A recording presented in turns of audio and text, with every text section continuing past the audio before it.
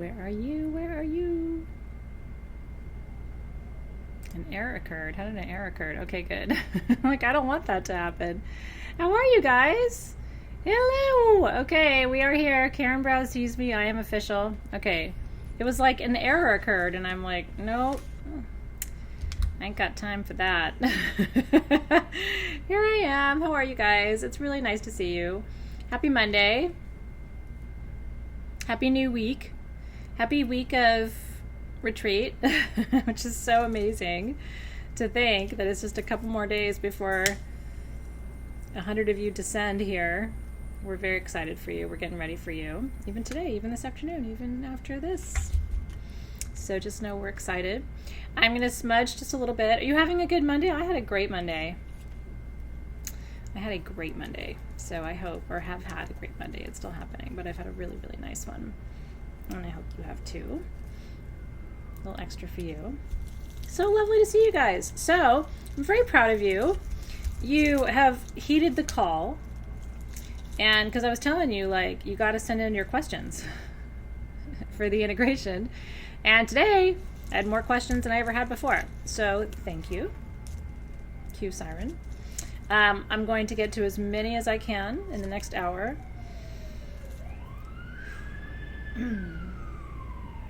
And then, as I always do, I will record my responses to the rest of your questions because I go through and answer them in writing before I come live with you. So I'm prepared for you, but whatever I can't get to tonight, I'll get to, and I will record, and then I will post for you tomorrow. So that's always what I do. Is anybody here for the first time? So, because some of you have just joined, we've had a few folks join us for the Shadow mini-series, which is great. Some people are joining now rather than waiting till September 1, which is great. Why not, right? Jump in. So Jennifer's new. Cindy's here. So we want to welcome those of you who are new. So I want to explain what tonight is, because even though I'm sure you know what you signed up for, like maybe you'd like a refresh on what tonight is. This is one of 2 evenings a month when both of my online communities gather, the sabbatical community and the soul shift community. And so we join together to make sense of the learnings of the month. And the reason I did this is, every time I teach, I ask for feedback. And when people give me feedback, I make changes. Because that's what feedback is for. Feedback is so that you will make a nice change. And so one of the consistent pieces of feedback that I've gotten over the last couple of years is, I have questions, and where do I go to get some of my questions answered? And wouldn't it be cool, cue siren, wouldn't it be cool, maybe if I have a question, somebody else has the same question. Wouldn't it be cool if I could ask you that question live and get an answer and dialogue, and then maybe somebody else could learn from it? So that's what this is. This is so all month long, my team posts in the group at the beginning of the month, like a place to post questions. And then all month long, you get to come and add your questions, and then today I print them. Today, print them and comment on them and get ready for you. So that's what today is, and I hope you enjoy it. Okay, I have 2 product things to tell you about because there's 2 really cool things happening at stagegoddess.com today and tomorrow. And then I want to tell you about the song that I posted, because in going through your 3,000 questions for today, which, like I said, I'm very grateful. Keep the questions coming. Seriously, because I promise you, if you have a question, somebody else has a question too. Is it your favorite day? Lynette says that her favorite day is Debrief Day. That makes me really happy. Anyway, so I'm really happy with your questions. But one of the things I want to teach you in response to what seemed to be kind of a common set of questions was about the role of drumming and sound. I think some of you need sound more than you realize, and so I'm going to talk a little bit about that today. Did you like it, Michelle? Did you already hear the song? And Michelle likes the Q&A, and Candace and Lynette like the Q&A. Stop in the Name of Love. I'm so glad you like it. Well, here's the thing. I really like the give and take that this kind of format creates. And I remember when I was a college professor, my colleagues hated this. I so remember having these conversations with them, and they would be like, because they dreaded open Q&A, because my professor colleagues' biggest fear was, somebody was going to ask them a question and they wouldn't know the answer, and they would feel dumb, or like they didn't know what they were doing. So I remember my colleagues saying things like, I try to teach and then ask for questions right at the end. You know what I mean? Which leaves like no time for questions. So my philosophy is, if you ask me a question and I don't know the answer, I think that's great. I mean, I don't know all the answers. A couple of you asked questions and my response to you was, that's a great question. I mean, I don't know. I'm not here to tell you that I have all of the answers to all of your questions. Like, obviously I don't. But, I think my perspective is helpful for what it's worth. And then when you ask a question and I start answering, then other people chime in, and it's very helpful. So anyway, I don't come in pretending to have all the answers, and I certainly would never tell you that like what I tell you to do is what you should do. You should always filter what you learn from other people through your own gut check, right? So anyway, welcome Rose Sepulveda. It's really nice to see you there. Maybe it's confidence. It's also humility. It's like every passing year, you would think I would feel like I know more, but the more I learn about our universe, the less I feel like I know. So I feel like I get humbler every year in the face of God. Do you know what I mean? Every time I journey, I get more humble. Every time I teach a class, I get more humble. Every time I move in this world, I get more humble, because I realize as much as I know, I don't know it all. You know what I mean? So, and while I've always felt that way too, Heather Shields says, I have more respect for a teacher that will tell me, I don't know, but let's find out. I think it's a good thing. But just so you know, sometimes I'm going to tell you I don't know. And hopefully that's okay. Seriously, the more you learn, the less you know. So, 2 product things I want to tell you about really quickly. When I tell you about products, it's really just because I'm passionate about something. It's not to convince you to buy anything. I never have enough for everybody, so don't ever feel pressured, especially if you're new. But I also don't want you to not know about things, so I say things, but it's with the intention of making sure that you know that they're there. Because some people aren't on Facebook, and some people don't look at Facebook things or don't look at the website or whatever. The wrinkle serum that's in the shop today is the one that I have been perfecting for about 4 months. And I did a live in my bathroom. I don't know if you remember. I was mixing essential oils and doing all these things and coming up, fine-tuning this recipe. So this recipe, and I can tell you everything that's in it, is my best answer to wrinkles. And it trumps all the other wrinkle, fine lines, aging, even Bella, and going back to that line, this is better. Okay? So anyway, if you're looking for a wrinkle serum that's affordable, this is where I would point you. So what I do at night is I take my roller, boop, boop, boop, boop, and then I go up my neck, and over my neck I go like this, and then I go down my chest, and then down your chest you go like this, and then you roll it on your hands, and you always want to go up as much as possible, except on your décolleté you want to go down. My mom is an esthetician and a skincare expert, so that's where I get a lot of my wisdom about these things. It really will help with the appearance of fine lines and wrinkles. So it has rosewood essential oil, geranium rose essential oil, clary sage, frankincense, myrrh, and patchouli, with pumpkin seed, vitamin E, rosehip, and jojoba. And you're welcome. So it does not have helichrysum and violet leaf, Lorian. And I'll tell you why. Because what I have noticed is those, at least for me, are too heavy for my skin, for my particular skin, and they were not decreasing the appearance of the fine lines. So I went back and I focused on frankincense, myrrh, patchouli, and rosewood, which is in rosehip. So those 5. Those are the ones that really, when you get really, really close and you can see the fine lines, those are the oils that seem to be making the difference there. So this is my evolution. Oh, they're for men and for women. Yeah, no peppermint around your eyes, for goodness sake. We do not put peppermint, but frankincense, myrrh, patchouli, and rosewood are the business. And so that's there if you would like it. I put it with crystals that are known to be good for anti-aging too. What I would recommend that you do, really good for stretch marks too, by the way, because this is about improving the elasticity of your skin and hydrating deeply. It's mostly about elasticity. And so what I recommend you do is actually take the bottle, make yourself a little container of coconut oil that you can get from Whole Foods or on Amazon or anywhere. You probably have it in your cabinet. Get a baby food jar, and fill it full of coconut oil and pour this in there and make yourself a moisturizer out of this. That's what I do. And then after you're done, put your coconut oil in a baby food jar, put about a third of this bottle into that jar. You'll end up being able to stretch this to be about a year's supply at least. And then put these 2 crystals, put your fluorite and your chrysocolla into your jar. That's like Athena's best possible, and that'll be for your cuticles, that'll be for fine lines and wrinkles on your face before bedtime. Put a little bit over your toenails too, or the bottoms of your feet. It's really good also, this one, for rosacea, and any kind of itching skin, dry skin, scaling skin. My daughter gets rosacea and alopecia a little bit, and so it helps with that too. It's really good for scars. It's very healing. But yeah, you can get, just get a baby food jar.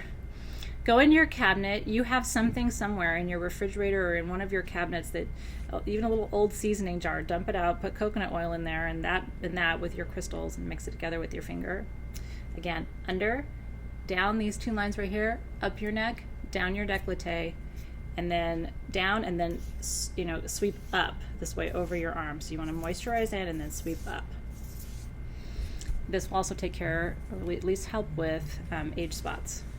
Okay, so if you don't need that, don't worry about it. If you do, it's there. And then this is the other thing I want to tell you about. This is tomorrow. So this is a preview of something that's coming tomorrow. I only have 50 of these. So that's why I'm telling Sabbatical and Soul Shift, because I think you guys are the ones who will know more about this magic than other people. This is, and I gave you a little preview of this about a month ago. These are what I had carved for us in Peru. I think this is one of the last items that we ordered from Peru directly. And so it's got the 3 coca leaves on the bottom that represents the lower, middle, and upper worlds. This is coming tomorrow. And then it has 13 spirals on top that represent the 13 moons of the year. This is Mama Kila magic. Mama Kila is Mother Moon, right, in the indigenous and shamanic traditions. And so this represents the calendar year, the lunar calendar year, and the 13 moons that we experience together over the course of the year. And so it's for manifestation. It's for all moon cycle magic, whether it's new moon magic, full moon magic. But like I said, I only have 50 of these. They will be in the shop first thing tomorrow morning at 7 a.m. Pacific time. Don't tell anybody else because, so Debbie, if it's there when you're out of the air, it'll be the right medicine for you. And if it's not, it wasn't the right medicine for you. Kind of like that. It's like letting nature decide, right? But yeah, I always like to let you guys know first. I wanted these. I mean, when I reached out, I was like, is there any way you could make the 13 moons? Like, this was like dream project for me. So I kept one, and then there are literally 51 that came in. So I kept one for my altar. If you get this for your altar, this goes in the western direction. Mama Moon, Mama Kila medicine goes in the west. Yeah, maybe Athena Mac. Yeah, I mean, it's possible too. So sometimes I do have crazy customers, Athena Mac, who do in the UK. I have about half a dozen customers who set their alarms and wake up. Especially if I've said something like this is coming, they will do that. And every time and then they'll wake up, they'll order it, and they'll go back to bed. There are people out there. Those are people on a mission, and it's probably their medicine. When it's not your medicine, you should sleep through it. Right? Okay. All right. So now that I've discussed all of that with you, I put a song. I have multiple free public playlists on SoundCloud. I have a Soul Shift playlist that I shared with you in Soul Shift.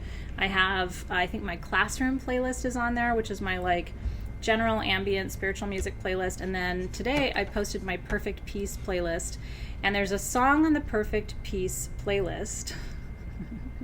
Try saying that 3 times fast. The Perfect Peace playlist, mine on SoundCloud, has a song that I posted in Soul Shift and in Sabbatical. So make sure you see that post. I posted that there because some of you need to be drumming, and I'm going to talk more about that when I respond to your questions. 7 a.m. Pacific time, Catherine. This when SG stuff goes live. 7 days a week, 365 days a year. It's 7 a.m. Pacific time. So I posted that song because some of you need to be drumming, and that is the perfect song for...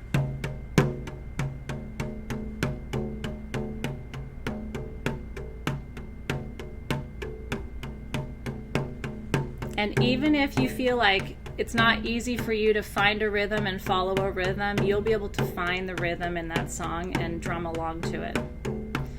And you can just do a very simple beat.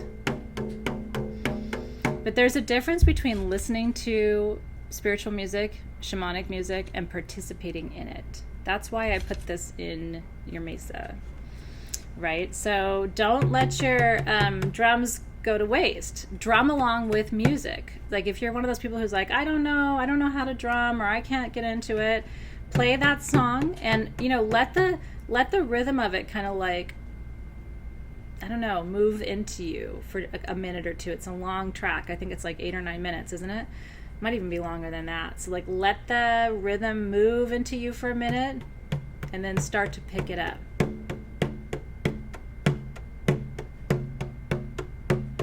And you'll be amazed as you know, I think over time, as you know, to how you start to feel connected and like how it becomes permission for you to move your body and move around your room and you know, close the door and light a candle and make it ceremonial so that you don't feel like you're resisting it. Does that make sense? This was in your mesa. Which month was it, you guys? This was Sarasvati medicine. This was the June mesa. So it may be that some of you joined after this was in the mesa. I want to say June. Am I right? I think I am, because July was Shakti and August is Athena. So I think this is, oh no, I'm sorry. It was separate from the Mesa. That's right. It was supposed to be in the Mesa, remember? Remember this, though? It was supposed to be in the Mesa. That's right. That's why I was mistaking, right? Right. So we had ordered them for the Mesa, and then they didn't arrive in time. So we offered them to you afterward and put your perfume bottle in the Mesa. That's what happened. That's right. Remember, Donna? So I don't know if we have any more left. Team SG, do we have drums? I don't think we do. I think they're all gone.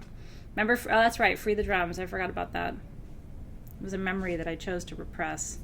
Anyway, those of you who got them, use them.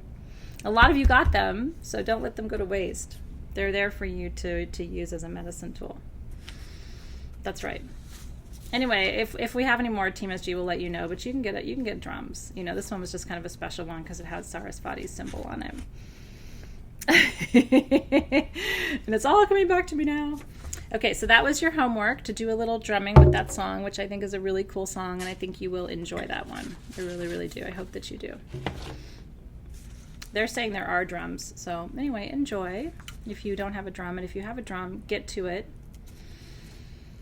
My pink drum, do you mean that drum over my shoulder with the Hunab Ku on it? That's a drum maker in Hungary. So yeah, these drums were smaller and affordable. Those are larger, and you know, those get into the $200 to $400 range for the big sort of gong drums. The pink hand drum, oh, that one is a Remo drum. That one was gifted to me, the little red and purple one. That's right. That's a Remo drum. They're fun. I think it's a hand drum by Remo, the little red and purple one that you like. Maybe that's the one you're asking about. Yeah, that's a little Remo drum. So you can get that too. There are drums everywhere. So get yourself a drum and get to drumming. Oh, and on Etsy you can get lost. People will do custom drums for you, but like I said, then you start getting into the multiple hundreds of dollars. So it depends on how much you want to spend on a drum. You know what I mean? Like what your drum budget is. You don't have to spend a lot to get a good tool. Truly. You know what I mean? It becomes more of an issue of having an art piece, and that's up to you and you know, kind of what your priorities are. Okay. So now that we've talked drumming, let me get into your questions. And you guys, again, I want to thank you. The questions were fantastic this time. They really were fantastic. You guys were on it this time. Okay. So I'm going to dive right in. Like I said, I'm going to try to get as much covered in the next 40 minutes or so that we have together today. So I'm going to stay with you until about 10 minutes after the hour. And then everything else, all the other questions that you asked, will be answered tomorrow in an audio that I will post into Sabbatical and into Soul Shift, so you have answers to all of your questions. Angela, you're right on time. You are right on time. Okay. So I'm going to go in order of the questions that came in, but we'll bounce around a little bit too. So Rachel Fortunato had a great question. She asked, how can we feel empowered when we experience setbacks, hurdles, or things not working out? How can we work through the disappointment and loss and grief over something that didn't work out? Okay. And I wanted to start here because this is a big one. In fact, what I'm going to say in response to, and is it Rachel or Rochelle? I think it's Rachel, but always correct me, Rachel, if I'm not saying it correctly. I want to make sure, because we have a Rachel, like Rachel Haney is here, so I want to make the difference or make the distinction between Rachel and Rochelle. I want to talk about duality, and I'm really glad this came up because it's something that I have had to learn. Okay. And it's true. Colin said just now, yes, so important not to feel our magic isn't working, but instead understand that this is part of our magic, right? And Cindy, right? This could be your question. Okay. So let's get into this. What I'm about to tell you, by the way, is just how I personally have learned how to make sense of this. I'm not saying that this is like everything you need to know. This is just Athena's way of making sense of something that is honestly really challenging. What happens when shit doesn't work out? Some of my earliest learning on this came from my grandmother. And I remember we were late visiting her one time. And I remember my mom was nervous. We were going to church because we would go down to my grandmother's house and we'd go to church together in Orange County. And I remember we were late and we were late for church, and it just, everybody was kind of like anxious and nervous that day. And I remember my grandmother saying, you probably were late because if you had come on time, something may have happened. So I'm so glad you were late. And I remember sitting there as a kid, that was a holy shit moment for me. Like, oh my God, what if she's right? What if we're late because we were being protected? And that may sound so simple and so obvious to you, but I remember that moment being a turning point moment. And I remember looking back at so many other things in my life, even as a little kid, and thinking, maybe that's why that didn't work out, and maybe that's why that didn't work out, and maybe that's why that friend didn't want to be my friend anymore, and maybe that's why I didn't end up with that teacher that I thought I wanted so much, and maybe I remember just sitting there, and my mom, I don't think my mom even took it all that seriously, like in hindsight. I think she kind of like went on about her business. But I remember sitting there going, holy shit, Grandma, in my mind, right? Like, that's a game changer.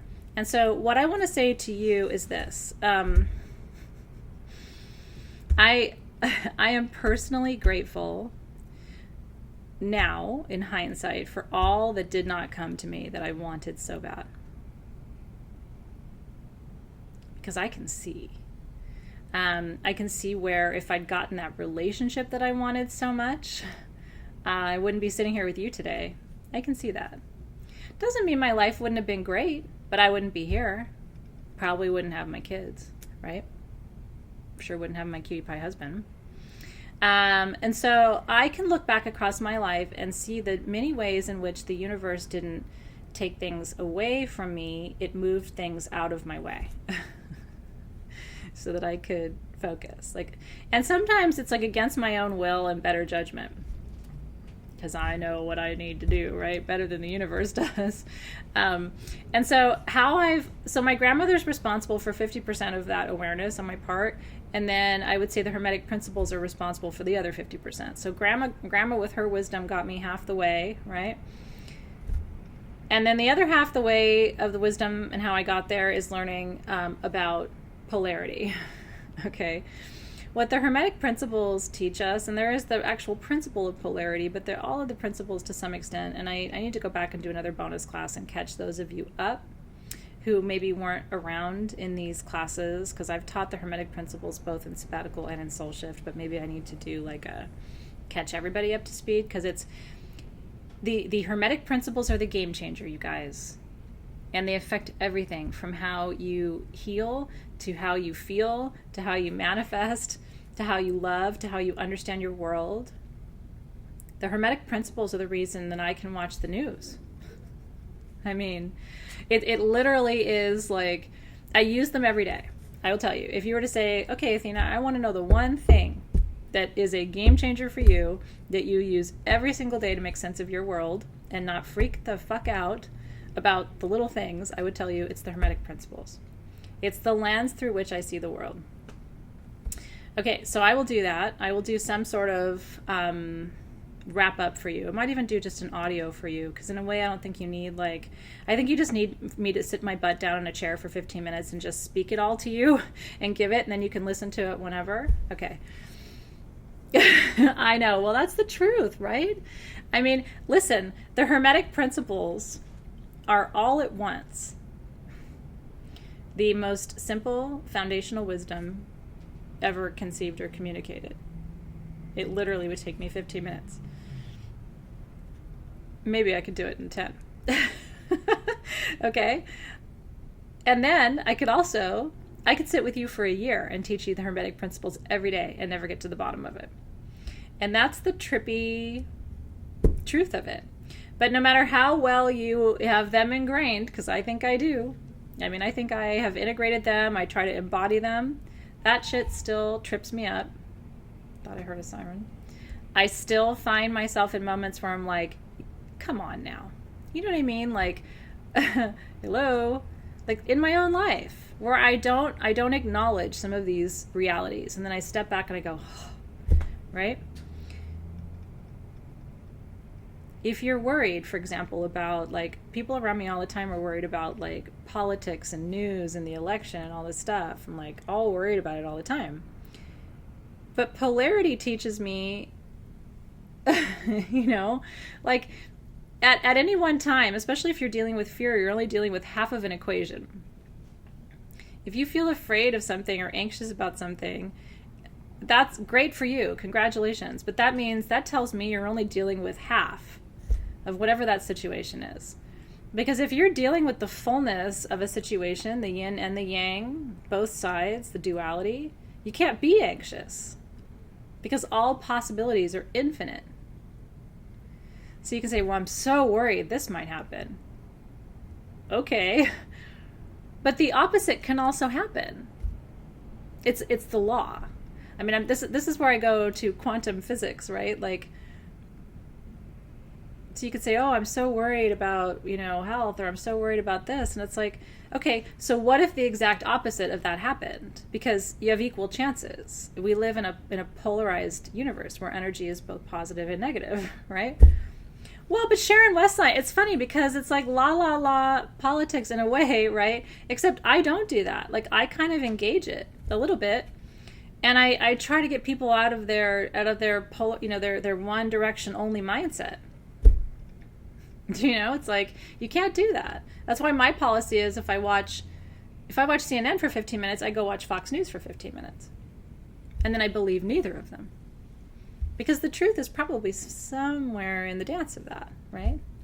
And I'm just using this as an example.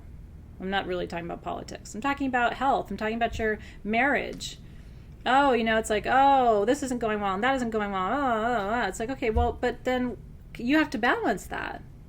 Like, you can complain to me for 20 minutes, but then you better come to me for 20 minutes of telling me the other side of it. Or when people tell me all about their marital problems, like, oh, my husband this, my husband that, my husband this, my husband that, and I'm listening, oh my gosh, he just sounds terrible. Wow, he sounds really terrible. So what's your part in it? Now I want you to give me 15 minutes of, like, all the things that you're not doing. Because somewhere in the middle of all of that is the truth, right? Does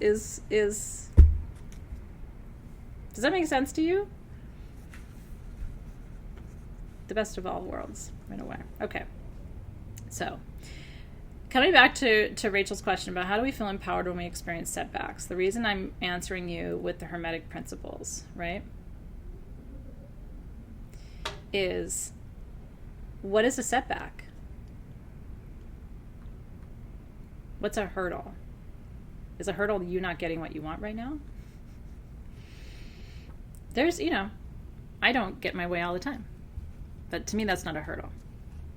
That's information.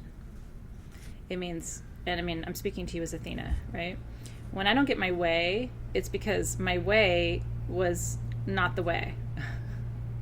So then I have to ask myself, and ayahuasca taught me this, there's always another way. That's her mantra. There's always another way. Do you know what I mean? But here's why people don't succeed. They say, oh, you know what? I have this perfume. and I want to sell this perfume. So here. And then you say, I don't want that perfume. And then I go, well, guess I won't sell that perfume. And it's like, but maybe you weren't the person who needed that perfume. You know what I mean? Like, then you go, oh, well, yeah, that's not a good way. I'll try this other way. Like, maybe, let me think about who actually needs that. Maybe I should tell them about it. Maybe I told Wes about it, and Wes was like, does that mean that it's not a good perfume? Do you know what I mean? So I turn the question back to you, and I say, when I hit a hurdle, when I hit something that feels like I can't, it's like an obstacle. I can't get over it, I can't get under it, I can't get around it. What I ask myself is, what's the other side of that? Am I trying to take a shortcut? Do I not understand what my goal is clearly enough? Do I not understand who I need to be connecting with clearly enough? What is there something that I'm not seeing, right? Something to think about, right? And it is true, Catherine said, polarity is also the understanding of others' shadows. Everybody has something that they're working through. So you may see someone's rejection of you or something that you do or something that you offer or create as personal to you. It could be that they're distracted. They didn't even see you. They're not in a place to be able to work with you in that way, and it has nothing to do with you. You know what I mean? Like, they're in a completely different space. It's true. It's okay to grieve the loss. That's right. It's okay to feel pain, but then release it and look for the good, move forward, or else it becomes a trap of self-blame and victimhood. But also recognize, I mean, I agree with all of that, and I would add to that to say it's okay to feel disappointed, but it's only okay to feel disappointed if you recognize that you are the limitation. You're disappointed because you had an expectation based on an assumption that wasn't accurate. So there's some medicine in looking at that and saying, how do I change my assumptions? How do I get clear? How do I get clean? How do I orient myself accurately to what I'm trying to do? But you see people just like pushing in the same direction over and over and over again. It's like, that doesn't feel good. So it's like, grieve the expectation, but then recognize it as an expectation and let it go. And shift your attention, right? Put another way, the disappointment shows that the thing I wanted is not my medicine at this time, and surrender to win. That's right. Right? So Heidi, hold that thought for just a second. So go with me on this journey for a second. And by the way, we're on question 1 of 3,000. So we're going to get somewhere real juicy by the time all of these conversations are over. And if you're new, by the way, part 2 of this is an audio. So whatever I don't get to in tonight's session, I record an audio for you either tonight or tomorrow and post it in the group. You are not obligated to listen to all of that. Like, for some people, they love it because it's just more learning, more teaching, more insight, and it's specific to their questions. But I just want you to know, I don't want you to feel like it's an expectation. I know you're busy, and if tonight's enough for you, you know what I mean, then you have no obligation to go back and listen to the rest right away. Okay. Strategy, which is where we are. Let's keep in mind where we are with Athena, okay? Because in theory, this is an integration for our journey with her this month. So Athena represents or holds up for you or mirrors to you strategy, right? The how to move through a situation with grace is strategy, right? Strategy leads to hope, doesn't it? Now I know how. I have a plan, right? You don't have a strategy, you're like, I don't know how I'm going to do this, so you feel discouraged. So you come up with a strategy, okay, this is how I'm going to do this. Even if it's a little strategy, right? So it leads to hope. Hope leads to optimism, feeling that you have potential, capacity, okay? When you feel optimistic, you engage belief. Like, watch my thread on this, okay?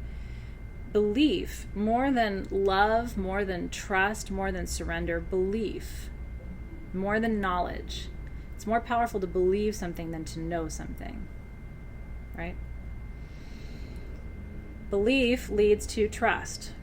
I believe I can achieve this. I believe I can overcome this. I believe I can shift this. So that leads to you trusting the process. And when you trust the process, you will be willing to surrender to the process.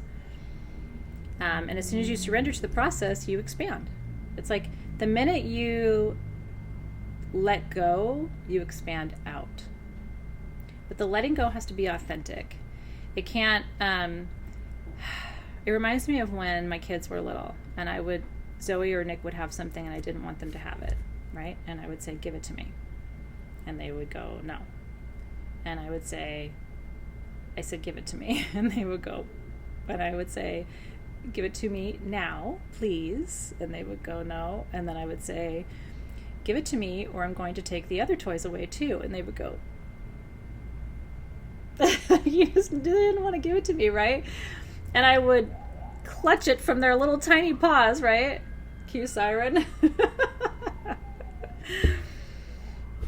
That's not the same as the universe saying, give it to me, and you going, that's not the same.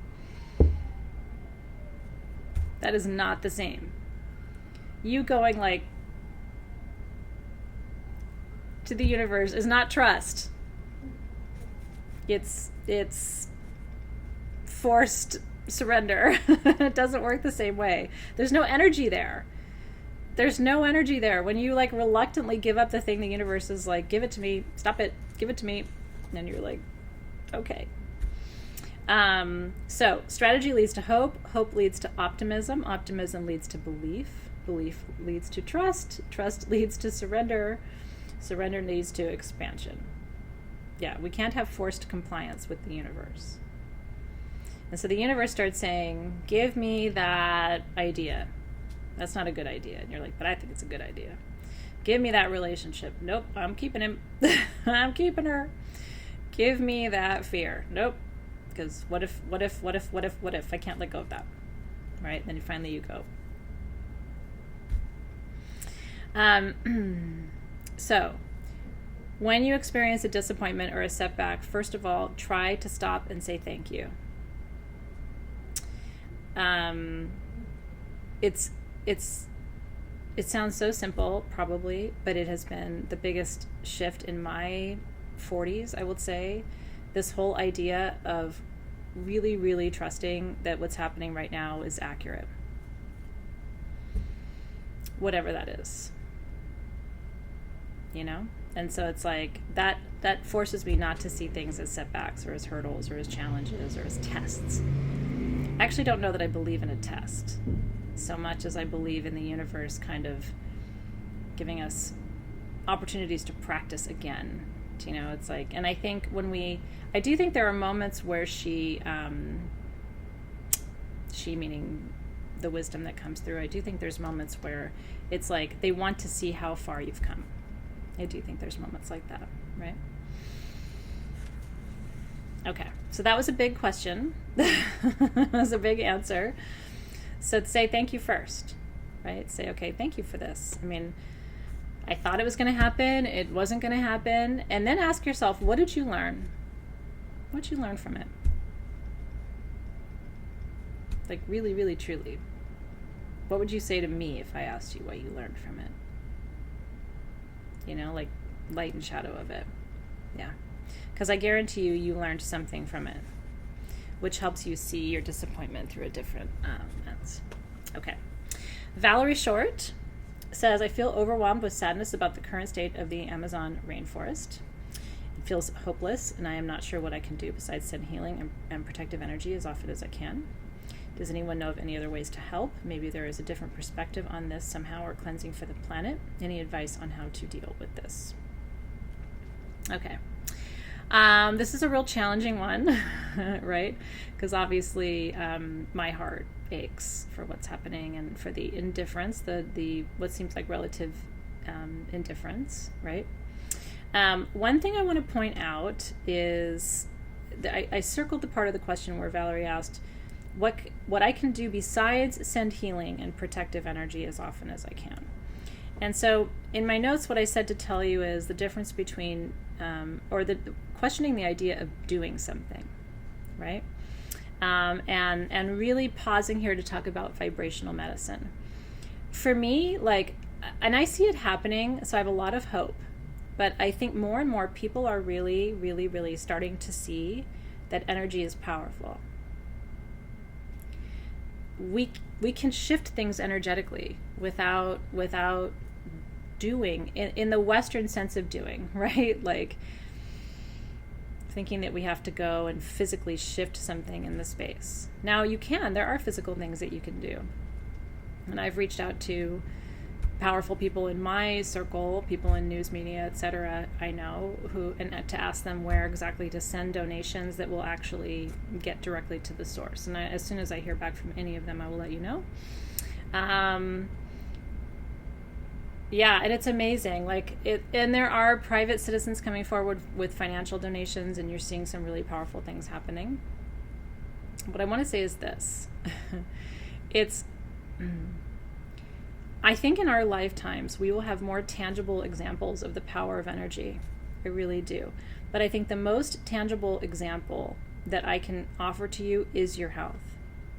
I had my annual MS checkup today. So I was in Los Angeles at my doctor's office, and we talked a little bit about this. And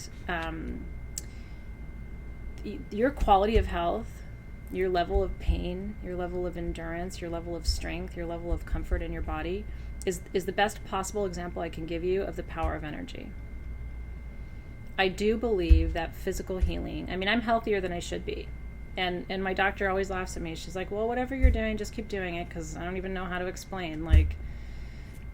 Must be the crystals. She's not making fun of me, but she's just like, I don't know. I don't know how to explain how you are, where you are 10 years into this, right? Like most people aren't. You need to learn how to harness the energy of your thoughts and your vibration and your frequency. I had a very serious dream a couple of nights ago. And it was a dream about our planet and about where we are and kind of the current state of affairs relative to our environment, relative to our delicate ecosystems. It wasn't a political dream. It was really it was an energetic dream. And what I was told was the human frequency is, if you want to consider things a test, this is a test. Are we finally going to believe in something beyond what we can see and touch? Because this whole idea of I need to do something, and that if I'm not physically toiling, I'm not doing anything. We have to get past this frontier of being and doing. And recognizing that if we were to, in a serious way, and I'm really thinking about doing something, I want to figure out what date is right for this to be done, to do sort of a global meditation for planetary healing and vibrational attunement. Because I really think if the collective got together and focused, somebody tried to do this a week or two ago, but they did a beautiful job, but there wasn't a single collective intention. The container was too porous and too loose. So I checked in with the energy, and everybody was trying to join together, but the container wasn't tight. I think if we were to come together with a very tight container and if one unified focused intention, people could hold that intention in different ways, but one unified focused intention, and then the other thing is, do you need to see an outcome to trust it? What if you raise a frequency and it results in rain in one pocket of that rainforest that you'll never hear about, but it shifted it? Would that be enough for you? Or does it have to come up as a news headline in order for you to think that it happened? I'm giving these questions back to you because I think these are things for you to think about. But sometimes when you say, well, how can I help? I feel helpless. And I totally get it. I have had those moments too. I really don't feel helpless anymore. Even when I can't go anywhere, and even when I can't financially contribute to something, and even when I can, and even when I can, and even when I can't, right? I have a friend who went, for example, and gave free legal services to mothers at the border during the crisis, the first part of the crisis. What was it, 6 months ago, 12 months ago now? And I remember she was saying, I just want to do something. And I thought, I'm grateful she's doing that, but I think I'm doing something too by praying, setting intentions, holding space, right? So I want, and I'm saying all this to inspire you. You know what I mean? Remember who you are. Remember why you are here. Every thought you have is creating a reality for you or for somebody else. Use, when you think about your life is big, right? But then you think about maybe you have 40, 50, 60, 70 years left of thoughts and frequencies and vibrations. That will be the totality of your expression of life on this planet. Like, use every one in a good way. If you're having a crappy thought, like, acknowledge it, but also see if you can use it. Is it usable? Is this usable? This frequency that I'm working with right now. And that's how you, on the one hand, that becomes a kind of responsibility, and on the other hand, it becomes a form of empowerment. You know what I mean? Like, I have thoughts that I can use to create frequencies, and those frequencies attract other frequencies. And so I can create a ripple in this universal time-space continuum and alter the outcome of events. and it's true.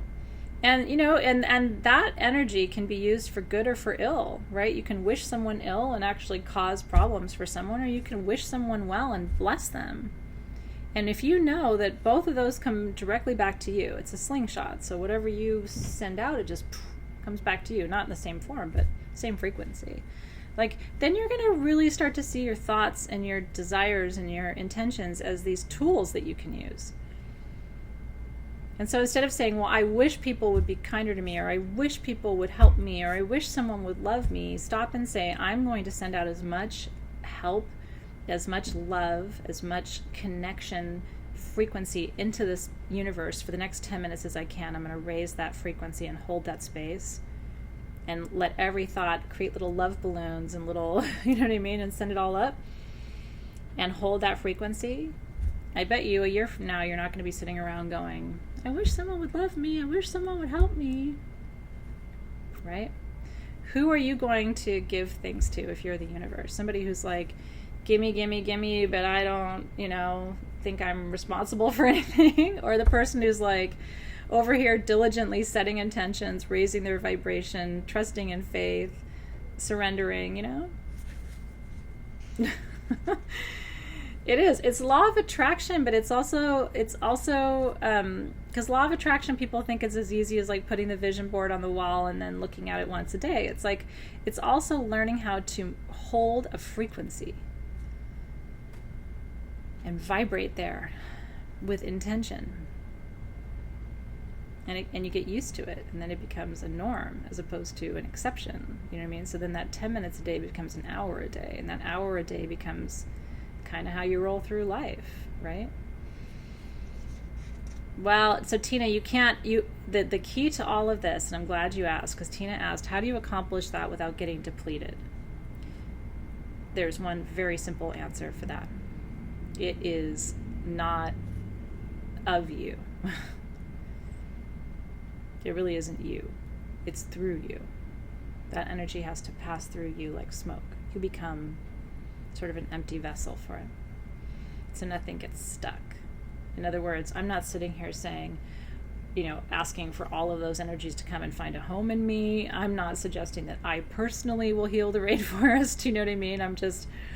I ask that energy be allowed to transfer and travel through me, and that I can be a good, clear, and open channel for it too. And that's why I try to model for you some of these things that I say to you. Like, help me to be a good, clear, and open channel for these energies to come through. Meaning, it doesn't get stuck. It routes. I'm here to say, energy up here, go over there. Energy up here, go over there. I become like a way station. But I'm not doing it. My gift is that I can hold it and channel it and move it through without taking it on. So the universe starts to see me as a good vessel, because I'm not holding it. But that's the only way you can stay healthy. Yeah, it's like, you are going there, that's going there. I mean, my job is actually to get out of the way. Like, whoa, that's coming through there. She needs you. Her over there, she's looking for you. That's why you have to stay grounded. That's exactly right, Carla. So, Casey, you don't have to choose a specific frequency, but you have to choose an emotion. You have to choose a state of awareness. You have to choose health. You have to choose joy. And then joy knows its frequency. Just like the tree doesn't really need you to teach it how to grow a mango. It's got that, right? It just needs you to put it in some good soil and give it some water. right? And then trust its own divine intelligence. It's the same thing. It's like, choose joy. Joy then doesn't need you to teach it how to be joy. It just needs you to say, I choose joy. I choose health. I claim health. I receive health, right? Yeah, you have to, again, going back to, I don't know if emotion is the key, Casey, but the flow chart I gave you, right? Again, strategy leads to hope, leads to optimism, leads to belief, leads to trust, leads to surrender, leads to expansion. Strategy is, I choose hope. I choose life. I choose peace. That's my strategy. I choose to experience my life in peace and to expand the frequency of love. It's my intention, and that's my strategy. And so as I start to breathe into those things, I start feeling hopeful. Wow, I'm holding a frequency of love. I'm holding a frequency of optimism, right? To that extent, right?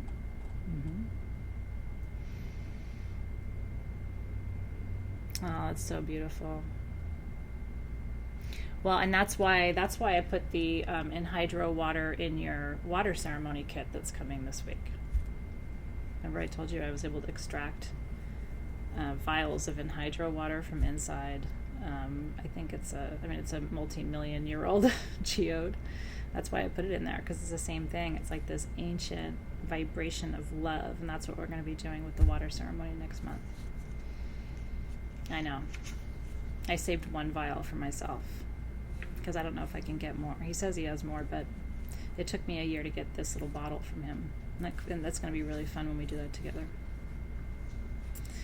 Okay, next question. So vibrational medicine seems to be on your mind. I want to get quickly to, and like I said, anything that I didn't get to right now in the next 10 minutes or so, I will get to in the audio, because there was just so much. There was one point I really wanted to get to with you, a couple of points. Tracy was asking about South Node, because hers in Scorpio, and she said it's all about shadow work.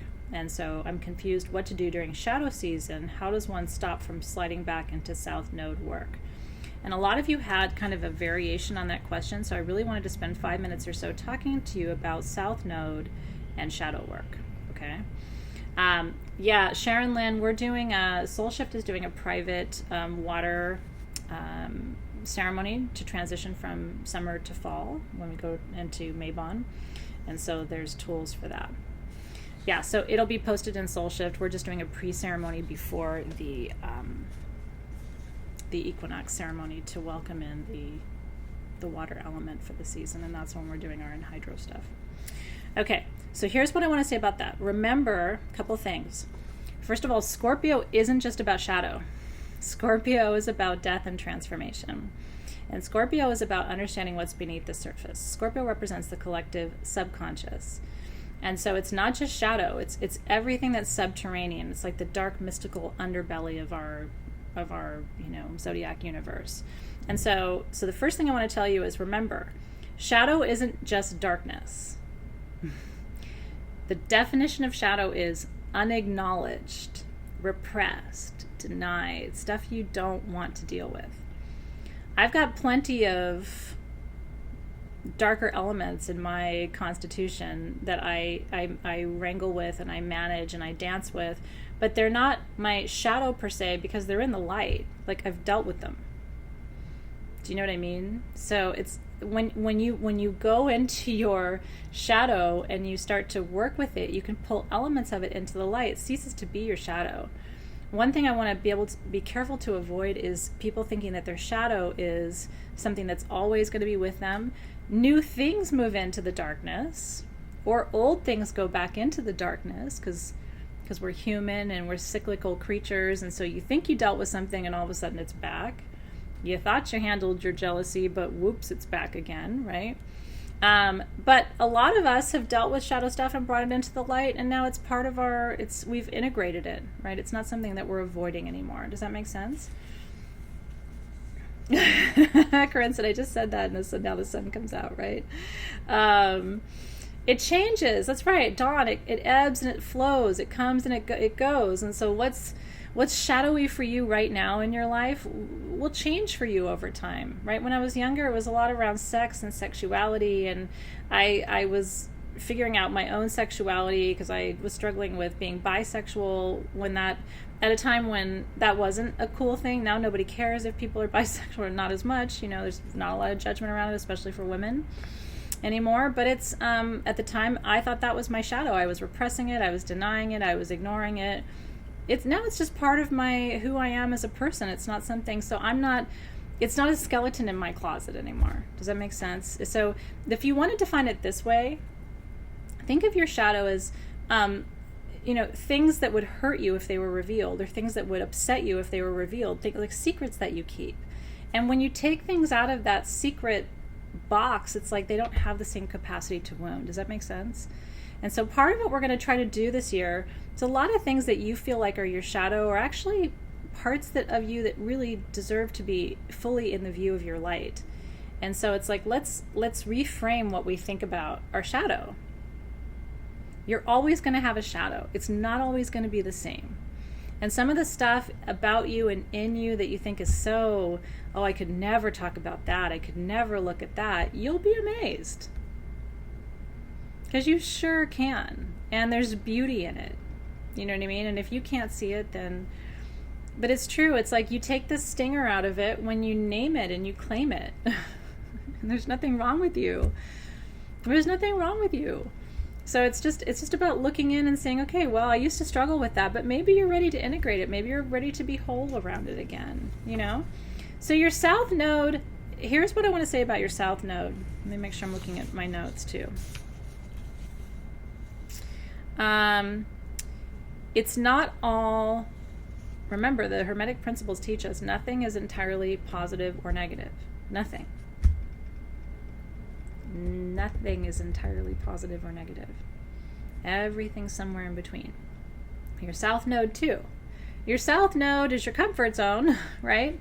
Easy peasy. It's so easy for me to be a Cancer and to be a homebody and take care of people and allow people to be somewhat codependent with me. It's very easy for me to do that. But my focus now needs to be my North Node, which is achievement, success, right? Evolution, personal growth, right? So my South Node is a cue. I don't have to deny it. I don't have to avoid it. I'm a mom. I mean, if I don't take care of my kids, I'm not a good parent. And I'm very Cancerian in certain ways. Plus my Mercury's in Cancer. So the way I talk to people is compassionate and motherly, right? Like I like showing up in that way for people. Because I've learned how to do it in a positive, functional way. But there are parts of me when I start being too maternal, when I start being overbearingly maternal, when I start meddling in people's, you know what I mean? Like, that's Cancerian stuff that's a little shadowy. And so that's always a cue to me, like, you know what? I need to take a step back. I need to focus on what success or achievement looks like here and not so much on the personal or the relational dynamics. Does that make sense? It's not like repress, ignore, get rid of, forget about it, because some of what's best about me is my South Node stuff. If I wasn't maternal, I probably couldn't teach our classes. And I know plenty of teachers, spiritual teachers, who are not maternal, and I can only watch them for about 20 minutes, before I'm like, this is interesting, but I don't feel like there's a bond, I don't feel like I can relate. And so I need that kind of I need the heart-based connection to feel something and want to spend time with somebody. And so that's, again, I don't see that as something to avoid or repress. It's more just something to be aware of. There's a line. You know what I mean? And when I go too far one way, I have to dial back and go the other way. Thanks, Jessica. You can meddle with me too. But it's true. You know what I mean? That South Node Cancer is where my kind of open book, heart on my sleeve stuff is, and I appreciate it. But I can't lead from there. It can't just all be about that. Does that make sense? So that's why I wanted to tell you that. Your South Node can be a crutch, and that's where you want to make sure that you don't fall into that trap. A couple of you had questions, and I thought it was really interesting around your soul work and paying the bills. I wanted to talk about this really quickly. And my first reaction was I was thinking about my own path, and I thought, well, What was my journey around that like? And I have to say, I think that when you're trying to figure out how to do what you love and make a living doing it, I think you really have to figure out how you will be in service to people, and let the thing that they will commerce with you around, the thing they will buy from you, let that come out of the relationship. Let that come out of how you will be in service, not what you will do to serve, but how you will be in service to people. So one of the things I never asked myself how I could make money doing Sage Goddess. Sage Goddess started as this little community and it started growing, and I had to try to keep up with it. And I'm still trying to keep up with it. It's just like, come on, wait, I'm trying. Rather than going like, give me, I need something from you. Does that make sense? You have to create something and have it have a life of its own. And then as it starts to move and have its own energy field, then your work is to try to keep up with that. What does that look like? What's it asking for from me? What does it need from me versus like, what will it give to me? Does that make sense? I don't know if that makes any sense, but that's the way I think about it. I feel like I have Sage Goddess has chased me. I haven't chased it. And so you have to figure out what's chasing you, right? But start first with the how you will be of service to people. What the energy of it is, not the thing. Again, and I think that's where people who open up these little crystal shops, and they're constantly writing into me and saying, I opened a crystal shop 6 months ago and I don't know how, I'm not doing very well, and what advice do you have? And it's always like, you can't just put a crystal on a website and then just wait. That's going like this, give me something. That's not saying my intention is to, create space for planetary healing. And I'm going to be of service to people through these different modalities that I do. And so, and creating that energy space, if that makes sense. And then the what it is falls out of that, but the what isn't it. The what can't be it. Does that make sense? Yeah. So, and that's, when you finally, a lot of what I did, and frankly, a lot of what I do is free, right? I still do a lot of work for free, and I'm never going to stop doing that. It's like, I think if you monetize everything you do, you lose some of the spirit of it. You know what I mean? And there always has to be, my grandmother raised me to tithe. And so I still give away 10% of my time, and we certainly donate about 10% of what we create here at Sage Goddess for free. And I consider that like the thank you before the please. You know what I mean? So it's like, how are you tithing? What's the 10% that you're putting in? Or just giving, just to give it? You know what I mean? Is it that free class that you're offering? Or is it the, training other people who can't afford training? Or, whatever it is for you. It's always been new moon and full moon rituals for me since the beginning. That's just always been what my heart wanted to give to people, because I think it's important. And they shouldn't have to pay for that, because our ancestors didn't pay for that. They wanted to honor the full moon or the new moon, then all they had to do was go outside and look up and find a priestess, and we could do it, right? So anyway, it is a hermetic principle, but again, it's like there is a give and a take. There can't just be a take from what you do. Give me. There has to be a, here's what I put in. Here's what only I can do. Here's what only I can offer. Here's my unique, whatever it is, the way I paint drums, or the way I, teach people how to create sustainable gardens, or how I, teach people about intentional cooking and intentional eating, or how I teach yoga, or how I, there has to be that part of it. And then you can start to draw back. But it's beautiful. Bianca said it's a relationship. It's really true. And so if you haven't crystallized what that is, what that offering piece is, start there. What are you putting in the pot? Forget the soup you're going to eat later. What are you putting into that pot? And let that pot meld a little bit. It took me 3.5 years to leave my job. And that was me doing Sage Goddess pretty much full-time, on top of a full-time job and kids. It was about 3.5 years of nonstop, 7 days a week, doing it Christmas night, everything else. So it depends, and I did it with love. And then Dave helped me a little bit at night once in a while, like crazy lady, right? What you putting in your soup?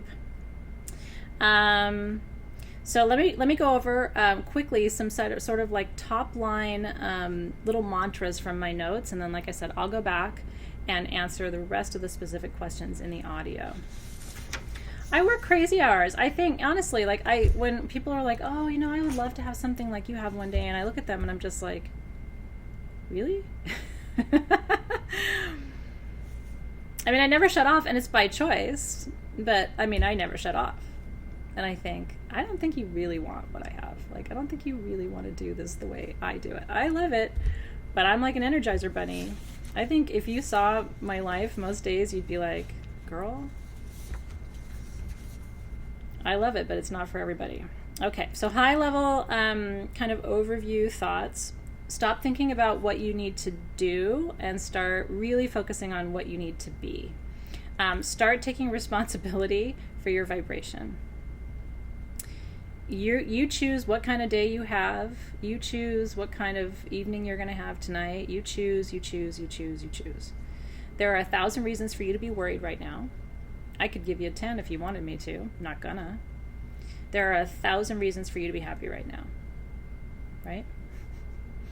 Your spine is probably healthier than mine. That would be a good reason for you to be happy and in this moment. My spine's okay, but your spine is probably better. So maybe if you have no other reason to be happy right now, you could say, you know what? I think I probably have a better spine than she does. Congratulations. I've just given you something to to be happy about. I don't know. I don't know why you should be happy. If you feel pretty good right now, you should be happy. If you have food to eat tonight, you should be happy. You know what I mean? I'm telling you, Michelle, it's nuts. My job shadowing would be really weird. I often think about, like, take your kid to work day, and when I do that, I think people would think it's really weird what I do. It's perspective. Keep in mind that your chakras are all connected. I'll talk more about this in the audio tomorrow. In particular, I'm going to be talking to you about adjacency in chakra work. Your solar plexus chakra directly affects your heart chakra. Your heart chakra directly is linked to your throat chakra, so we're going to be talking about that. Well, and I always, that's funny, Athena Matt, because she's talking about her MS and making her left eye half blind. You got to rest your eyes, by the way, because my doctor and I were talking about that today, too. And I was saying, like, some days during the day, I just take 5 minutes and just rest my eyes. It makes such a huge difference, especially when you're writing a lot. Okay. Anything else I wanted to tell you for tonight? We're going to talk about victimhood a little bit. We're going to talk about what it means when your south node is the same as your sun sign. I think that's some good medicine, for sure. I'm going to talk to Crystal Smith-Freeman about being indulgent. She wants to ask how she can feel more connected to herself. The number one recommendation I'm going to make to you is breath work. It's a transcendental, transformational relationship or transformational experience that you can have without any kind of drugs or teas or sacraments of any kind. And we're doing it in the sabbatical retreat this week. But the woman who's doing it for the Soul Shift retreat is talking about maybe doing a session for those of you who are online who won't be here in person. So stay tuned for that. If you haven't done a formal breathwork session, I might be able to provide that to you. I'm going to be talking to you about the difference between wisdom and knowledge, because Stephanie Kolb asked me to. And I'm going to be talking to Dawn Armijo about not giving your empowerment away due to sadness. I'm going to be talking to Julie Boiselle about balancing sun sign and north node if they're not the same, because there's a question about what do you do if they are the same. What do you do if your south node is the same as your sun? What do you do if your sun sign is not the same as your north node? Priscilla Ocasio had a great question. She said, are you planning to bring all the astrological aspects we learned about in session 1 to give us a total picture of our chart? So what we're doing in October is something that I'm creating called the shadow profile. And it's going to take about 5 or 6 different pieces of wisdom that we've gathered over this year together and kind of put it together so that you have an overarching view of what your unique shadow profile is, and then you'll be able to calculate it for other people in your life too and kind of compare and contrast what your shadows look like. That's going to be big learning for you guys, I think. I'm going to be talking to Roxy about discernment, Bailey about the subconscious influence of emotions, Tracy Kennedy, I'm going to be talking about the Ikigai diagram and a question that she had about that. Jacqueline Downing, I'm going to be talking about light codes and light code transmissions. I'm talking about Uranus in retrograde a little bit more, even though if you want to know more about Uranus retrograde, by the way, because Uranus is retrograde right now, there's a really great blog on sagegoddess.com that we put up for you. I'm going to be talking to Cynthia Gutierrez about the middle path and how to increase the capacity of energy that you can run safely in your body. So stay tuned for that. I'm going to be talking to Jacqueline Downing about the Orion starseeds and those who might be here with the sole purpose to create chaos and discord, and kind of my thoughts on that. It just goes on and on. It's probably going to be a good hour of our audio continuation of this integration. Like I said, you have zero pressure to listen to it. I really just do it in service to you and in honor of the fact that you ask these incredible questions, and to the extent that I can provide some good wisdom for you, I really do try to do that. And thank you for taking the time to send those questions. My intention is to not miss anybody, so that you always feel every month you have an outlet where if you have a question on your heart, you can ask it. I also will tell you, if you ever want to ask a question but not have your name named, which is totally fine, and I've done that in classes before too, where I just said, I have a question, but I love these people, but I just don't want them to know it's me. You can always send an email to magic@sagegoddess.com. Kevin will know it's you, but he can give me the question and your name, but tell me not to say your name, so you don't have to post it in the group. Or he can give me the question without your name, so it's even anonymous to me if you'd prefer. So that's always an option for you too. And so if you send them in now, then we will collect them and we will hold them for next month's integration ceremony together.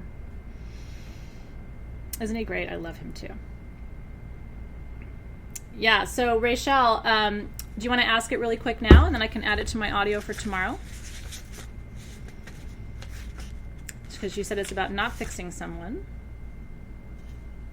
Candace, I answer all of the questions, so I don't decide on which ones. I don't have a lot of time to get to them all live in like this session, but I answer them all either live this way or in the follow-up audio.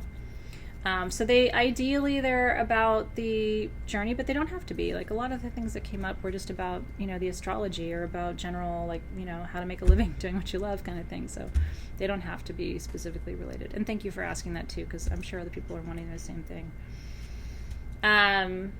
If your north node is the same as your rising sign, I'll quickly tell you this. North node, same as. Okay, south node, same as sun, moon, rising, means that you're not going to be able to avoid this work this time, right? If your sun sign, think about it this way, is the same as your south node, okay, it means that the core of who you are is also has the capacity to sabotage you. Now, someone asked me in the questions, it was Michelle Miller. She said, how do you navigate that when your south node is the same as your sun sign? Just accept that I've signed up for a lifetime of internal conflict. And what I said to her is, I look at it differently. I wouldn't use the word conflict. I think you signed up for a lifetime of reconciliation and integration, meaning the rest of us may be able to dodge that ball. I don't think you can. And I think it means it's part of the core work of what you need to do in this lifetime to fully become who you are. And so you've got this delicate dance that you're doing, you know what I mean, between the fullest expression of you that you're evolving into and ultimately the things that stand between you and your highest development. Does that make sense? It just means it's more important for you, right? That's a great question. Multilight said, how does strategy work with letting go? If you figure out the how, then how do you let the universe do its thing? So I'm going to leave you with this for tonight. And then, like I said, everything else I will pick up for you in the audio tomorrow. here's the one thing I really want to tell you. And it's frustrating, okay? But if you can hear me on it, like, this is the key. Letting go is as simple as letting go. It's not going to get easier when. It's not going to get easier if. You could say, well, you know what? I will let it go next Thursday. I don't know what it is, but like whatever you can't let go. And if I was your coach, I'd say, okay, well, why don't you call me on Thursday morning and tell me if you let it go? I mean, it's as arbitrary as that. When are you going to let it go? So your mother didn't give you what you should have had. You're going to let it go today? What about tomorrow? What about next Thursday? What about Tuesday at 4 p.m.? It is not going to get easier. It will never be easier. So what you should do right this minute is commit with us live right now. I will let it go. And I'm telling you, you can apply this to anything. You can say, but. But he cheated on me. But she didn't care about me. But she left me. But he, but they. Your whole body wants you to let it go. Carrying it around just makes you sick and fat. And I'm telling you this because I carried it around, and all of it. And all it did was make me sick and fat. You know? So when I decided I didn't want to be sick anymore, because I got very sick, and when I decided I wanted to lose weight, what I realized was I had to let it go. I know. Just try. And what you can do is baby steps. Like, I'll just let it go for today. Then maybe I'll pick it up again tomorrow. You can play that little game with yourself. I'll just try it. And then tomorrow you're like, you know what? I don't think I have to pick it up today. Good for you. See how you feel on Wednesday. And on Wednesday you're like, still don't want to pick it up. Look at you. Let's see how you feel on Thursday. Like, baby steps. If it's a lifetime of shit you've been carrying around, then the idea of really letting it go once and for all is probably intimidating. So, like, just try letting it go for 2 hours. Then try letting it go for 10 hours. It will try to come back. Let it go again. If you let go of something and it really does come back to you energetically, physically, then maybe there's work for you to do, right? No, I know. And Athena Mac, I'm talking about having been through not physical assault, but my own very traumatic experiences.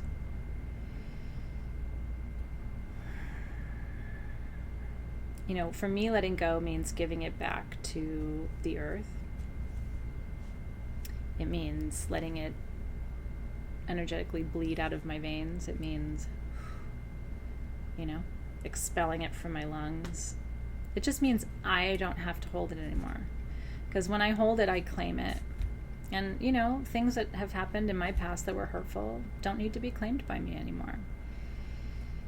And so it's just like, you know, taking the bucket off my shoulder that's so heavy, and it's like just sitting it down. It's still there. I mean, if I want to sit and play the game and blame and, you know, cry, and like, I can do all that still. But it's not like physically holding me down. You know, it's like, ugh. But I promise you, and I've seen it in medicine work, and this is why I'm constantly beating this drum. It's not ever to minimize any of the trauma that any of us go through, because I've been through my own stuff. You know, it's horrible, right? But at some point, I promise you that is the origin of disease. It's the little pocket of the little thing and we contract around it, and we contract around it, and we contract around it. And it turns into other things, right? How do you hold debt? In what way? Tara Winters. Right? It's like, I don't want to hold, I don't need to be the Container Store for that. You know what I mean? Like, my shelves can hold more beautiful things. And it's remembering that you are worthy of that level of forgiveness and compassion, and that nothing that has happened to you, any trauma in your life, was deserved by you in any way. And so it's just about that sovereignty lies in just saying, I'm ready to set this down. And I'm ready to see that because when you set it down, you also create a separation, which starts to create more of an objective perspective on what happened. It's just a beginning. It's not a radical healing. It's just a little bit of distance from it, right? Woo. Right? Do I think of what less than, Holly? I want to make sure I'm understanding your questions, you guys. So debt is very difficult on people, physically, mentally, emotionally, and spiritually, right? The feeling of owing someone else. And so I think a good part of medicine work is finding a way to chip away at that debt, but also learning to forgive yourself for that. Most people who get into debt do it because, they either don't have other choices, or they got into that debt by trying to heal something in a different way. And so it's forgiving yourself. It's forgiving the debt too, because people hold anger against their debt or resentment against their debt, right? And so it's that maintains a cord between you and it. So it's forgive that debt, maybe even thank that debt. That debt allowed you to do something at the time, right? And so now it's not serving you now. So now you can shift your relationship to it and say, I forgive you. I forgive me. I'm ready to have a different relationship to that, to you. And so what would it look like for me not to be angry at that debt, or to see that debt as a symbol of my failure in some way? There isn't a single person on this planet who hasn't been in debt at some point in their life. I mean, maybe there are, but very few that I know, right? Right? And so it's about, so much of this is about forgiving yourself, at the core of it. Because we hold ourselves accountable and responsible for so much. So much. It's really, really, really true. Oh, we love you, Athena Mac. Really, really do. Yeah, but you know what? Don't feel ashamed. Don't feel ashamed. I mean, this is the other piece for tonight, maybe, right? I really see you. I see you in that space. I really do. And I understand I've had debt before. Not a lot, but I've had some. College stuff, mostly, not good spending control in an early part of college, and trying to help my parents and stuff, and not realizing that wasn't a good way to help them. Tonight's really about recognizing how much you need to forgive yourself.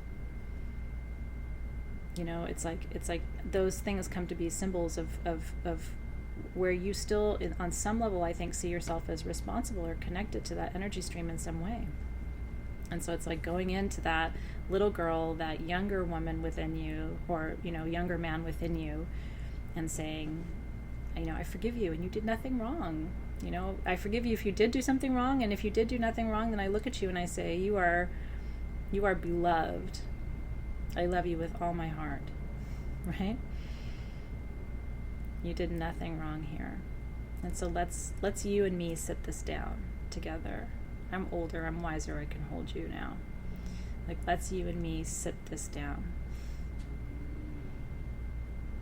Because the reality is, that's what you deserve. And that ultimately, for some of you, that could be the shift that unlocks. I mean, you'll never know which shift is going to be the key that goes into that door, and I can feel the energy around this too. I know. I see you, and I love you, and I feel you, and it's okay. This is good stuff tonight, you guys.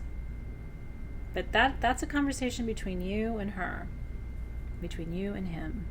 I love you. I remember where you were when you did that. I remember where you were when you experienced that. And you did nothing wrong. You did the best you could at that time, and now we're here together, and we're going to heal together. And there's a little part of you that just wants to hear that. Right? Mwah. It's really true. I'm cancering you right now. I really am. I'm south noding all over you right now. But in a very functional Capricorn-ish type of way. Let that energy go, Kimberly. Her joints are popping. Girl, get that energy out. It's true. And maybe maybe you're ready now to receive that love, that unconditional, I love you even if you are in debt. I love you even if you made mistakes in your relationship. I love you even if you quit your job or got fired. I love you even if you, whatever you did, right? I love you even if. And especially if, right, someone hurt you. Especially if, right? Woo! Right? And this is where we learn compassion, you guys. This is where we learn. So that when someone else comes to you, right, in a few weeks, few months, few years, and says, but, I'm in debt. But, someone assaulted me. But, someone, didn't treat me, appropriately in my relationship, or abused me, or spoke, disrespectfully to me, or I stayed in that relationship too long. But, all the reasons that we think we're not worthy of love and forgiveness. And finally being able to say authentically and recognizing that no one else is ever going to say it in as powerful a way as you can say it. You don't need your mom to say it. You don't need anyone to say it. You need to say it to you. I love you anyway, and especially because of what you've been through, what you've overcome, and who you're becoming today. I love you even though, and especially because. Group hug is right. To all of you, to all of you who are sitting in that space tonight. This is the work. This is the medicine, and there's no dodging it. And let me tell you something. This is shadow work. For all of you who are like, I don't know if I can do this. I don't know. Should I do this? Is it the right time for this? You're already doing it. I'm just putting a name on it and helping you to see what it is so that you recognize and appreciate what's happening to you. It's not like you're not doing it. That's right. And it is true. Your children need to hear it. I tell my kids all the time, there is never anything that you will do that I will not love you through. I may not like it. I may not support it. But there will never be a thing that you can do that I will not love you through. And there will never be a thing that you can do that I don't want to know about.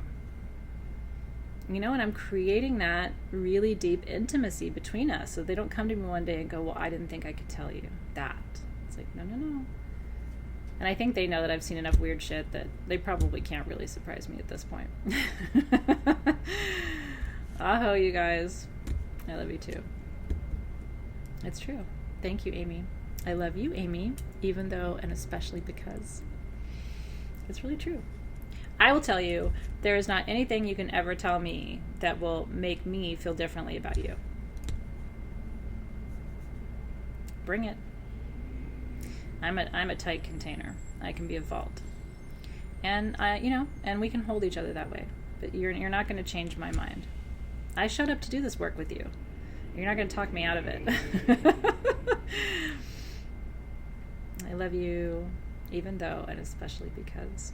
It'd be a great greeting card too, wouldn't it? To give someone on their birthday, right? Oh, you guys. Mwah. The soft place to fall. That's right. And there should always be. And I do my best to create that for you because in this world, sometimes it feels like we don't have one. And yet, it's the thing that we need the most. I'm looking forward to it too, Lynette. I can't wait. All right, you guys, meme time. Team SG has their work cut out for them. I'm headed off to work on a few things for Denver for you and with you because believe it or not, right after the stab retreat, I packed my bags for a couple of fun weeks in one of my favorite cities. So, all right, you guys, love you. Have a great rest of your evening. So I will see you tomorrow. Tomorrow we have... What is tomorrow? I'm drawing a blank on tomorrow. Wednesday, of course, we have class. What do we have tomorrow, Team SG? I don't think we have anything tomorrow, maybe. I think I'm taking the kids somewhere tomorrow to Mulligan's. Maybe that's what it is. I think I'm here in the morning, but I don't think we have anything official tomorrow. No. So anyway, Wednesday we have class, and then lives through all the way Thursday and Friday through our retreat experience. So I'll be connecting you there. Well, you'll be getting your audio. That's right. Cosmic Comfort was supposed to be No, Cosmic Comfort was supposed to be a different day. I can't remember. My schedule's all screwed up because of Denver. Yeah. Okay. Thank you, Team SG, for that reinforcement. Sometimes it's like I know what day I'm in, and I know like what's happening on that day, and then if I try to think outside of that day, it's a little overwhelming. Which is why I said my life's weird, and it would probably overwhelm you, but it is a lot of fun. All right, that's right, Elisa. Sweet dreams and moonbeams, everybody. Mwah. Love you guys. We'll see you very soon. Probably not tomorrow, but on Wednesday. I'll see you then. Stay tuned for the audio. It'll be right there for you probably by noontime tomorrow. Have a great night.